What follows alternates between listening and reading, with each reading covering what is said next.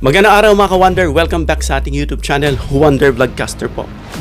Pag-usapan natin itong paghamon ni Marcoleta dito sa kina Jay Tariela, no? At kay dating Chief Justice Antonio Carpio, at meron pa siyang isang hinamon, yung UP expert na binabanggit niya habang naglalakad siya. Si Jay Batong Bakal, okay?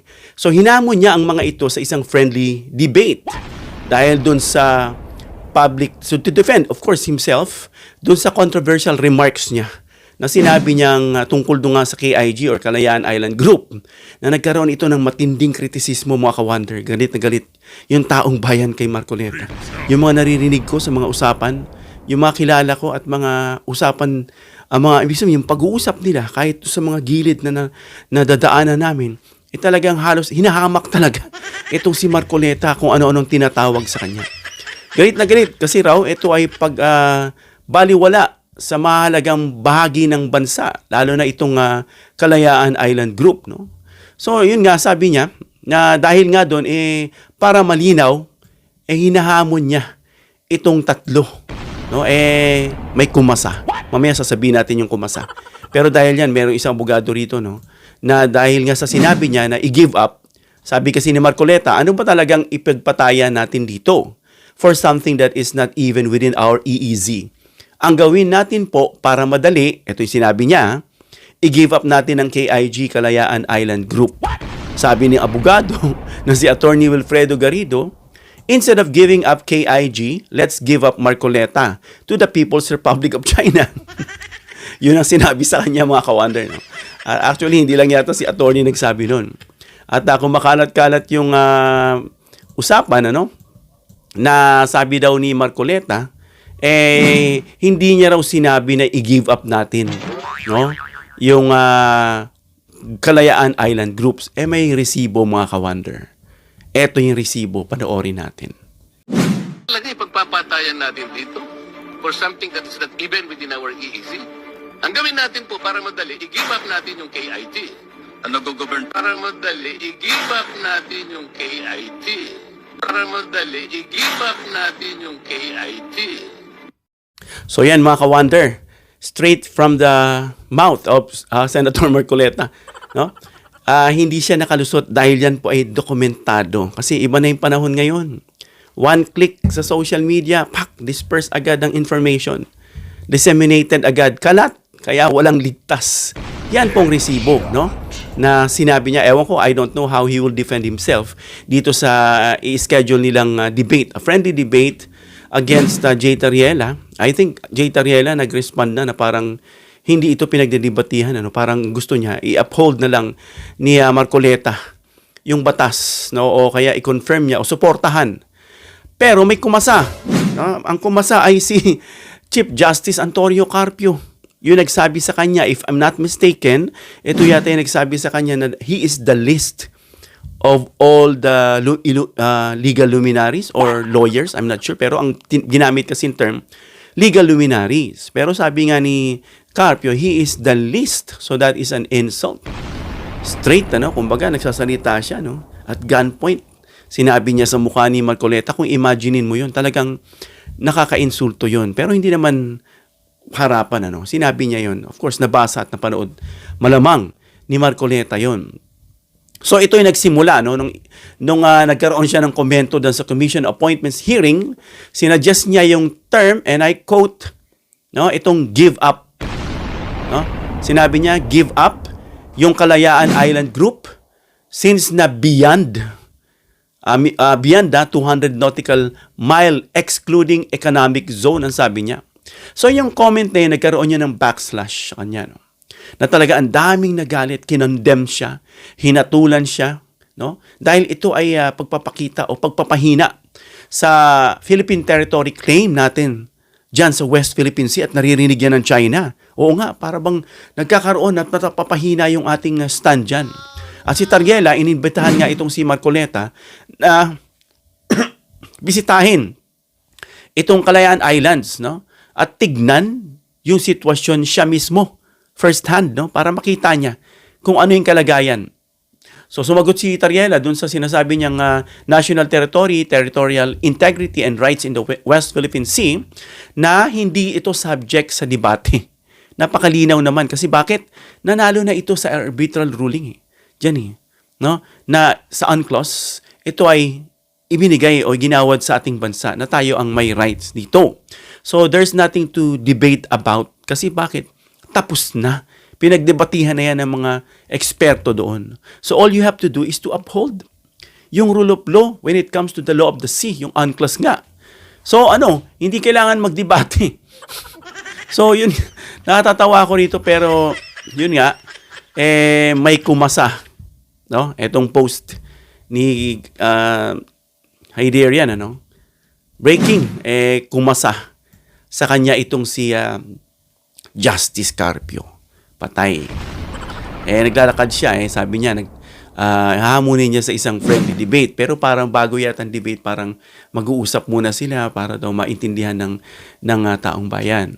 So yun nga, nakakalungkot mga ka-wonder, dahil alam niyo si Marcoleta noon, pinapanood ko yan nung congressman pa siya. Talagang humahanga tayo sa kanya.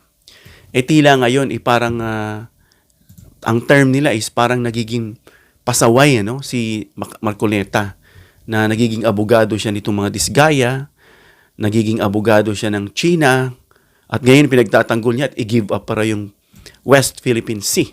So nakakalungkot mga ka-wonder, na yun, nakapapanood ko yan, kasama niya sila Remulla, sila Defensor, sila yung mga congressman, lalo na yung issue na napasara yung ABS-CBN, inaabang-abangan natin yung mga balita na yan, mga hot topics yan noon.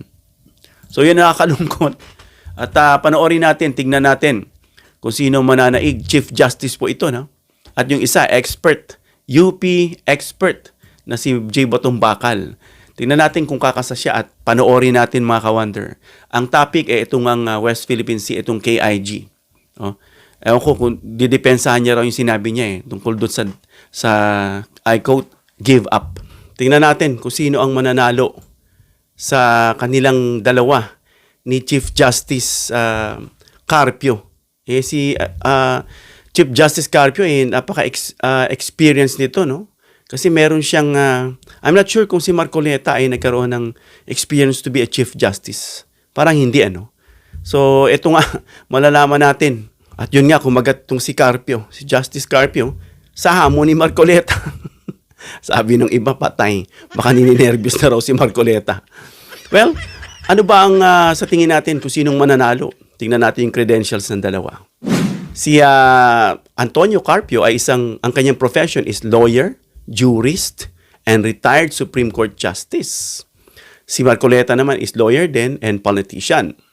Yung highest public office ng dalawa, si Carpio ay dating Senior Associate Justice, Supreme Court ng Pilipinas. While si Marcoleta ay Senador, legislative tong isa, yung isa judiciary, At sa judicial naman, legal career, since parehas abogado, nag-serve si Carpio as Justice of the Supreme Court from 2001 until retirement in 2019.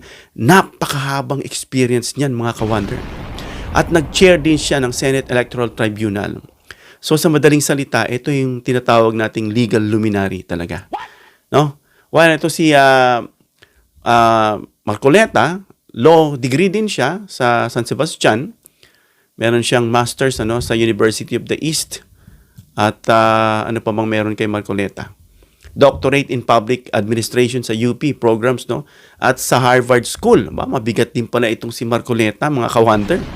Kakasarin kaya pala naghamon. So sa mga early career naman nila, co-founded major law firm.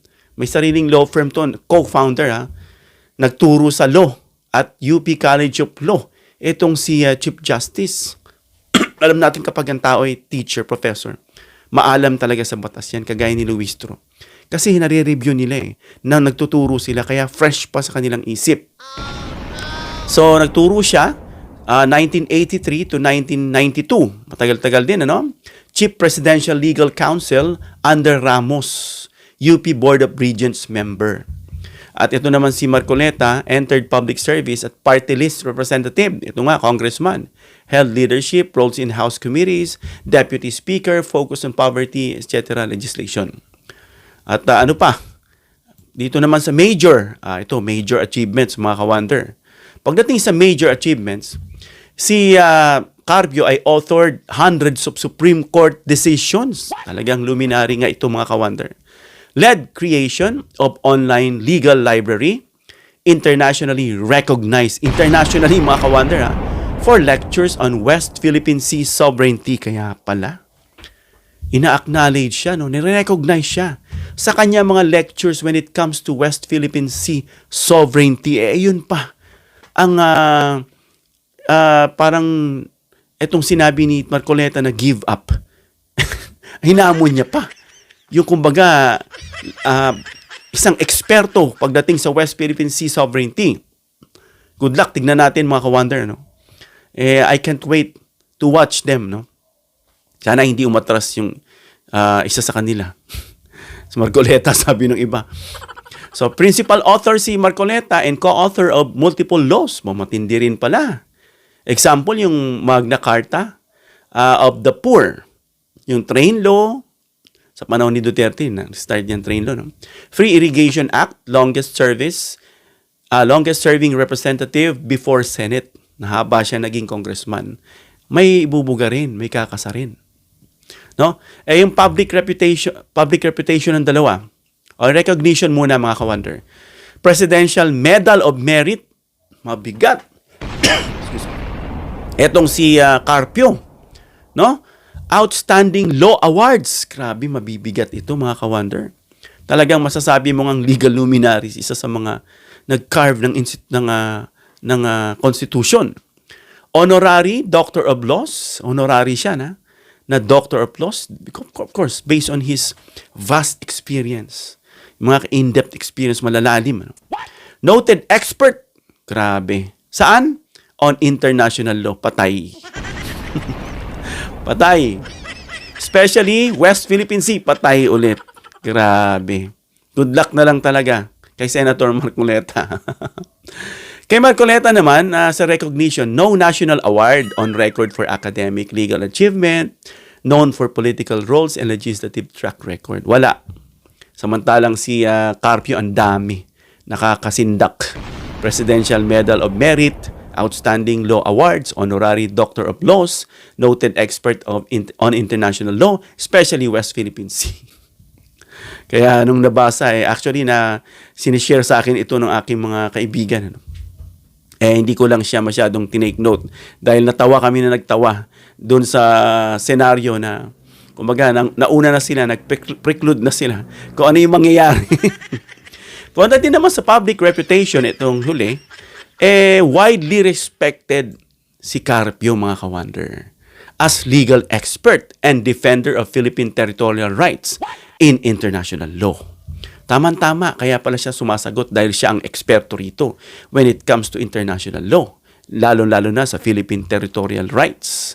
Si Marcoleta naman, known as political figure and legislator with strong positions on various policy issues, public opinion varies widely. Kagaya rin ng ibang mga congressman at senador. So yun, nakita na natin. Good luck kay Senator Marcoleta. Dadagdagan pa yan ng isa, 3 hinamon niya Ewan kung sabay-sabay yun, tapos siya mag-isa. Wow. Galing parang hindi na yata kumagat si Jay Tariela. Hintayin natin si Jay Batong Bakal, yung UP law expert. Panoorin natin yan mga ka-wonder. So hanggang dito lang tayo mga ka-wonder. Comment down below your opinion para mabasa natin. Give me a thumbs up if you like this video para i-share ni YouTube sa iba pang viewers. Please share this video para malaman nila na ang hinamon ay kumasa. Si Chief Justice kumasa kay Marcoleta. And subscribe, hit the notification bell icon and choose all bilang suporta sa aming mga content creators. Hanggang sa muli mga ka-wonder. God bless.